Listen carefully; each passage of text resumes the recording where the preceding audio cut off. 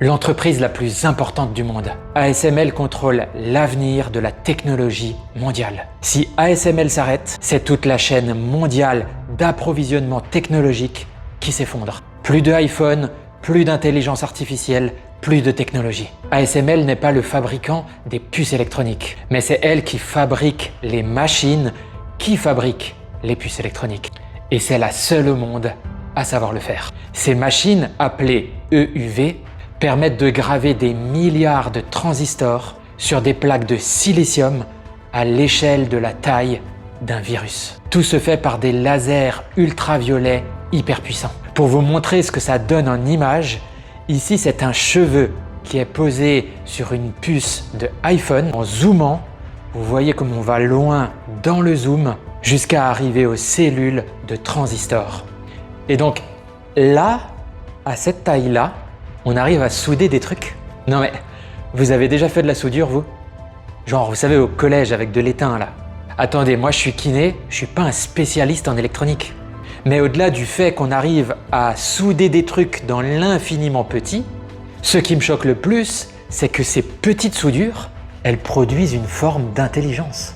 Genre, on fait plein de soudures, des connexions entre des transistors miniatures, et bim, on a un iPhone capable de faire des photos, aller sur internet et tout un tas de trucs.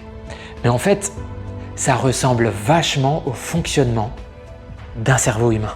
Plein de petites cellules liées les unes aux autres qui fonctionnent tout ensemble par un courant électrique. Finalement, est-ce que l'humain n'aurait pas simplement copié sur la création de Dieu? Alors si la prouesse est vraiment incroyable, je dois bien l'admettre, on est encore très loin de la création de Dieu. Parce que la puce reste fabriquée par un agent externe, l'humain, la machine.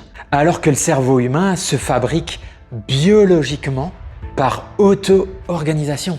La puce, elle reste figée dans sa structure.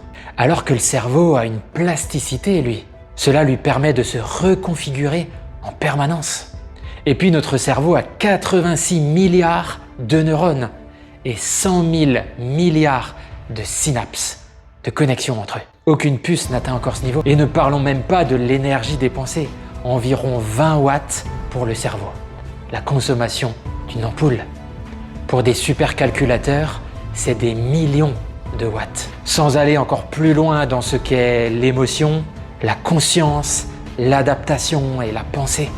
Si ce que l'homme est capable de créer est incroyable, Dieu nous surpasse.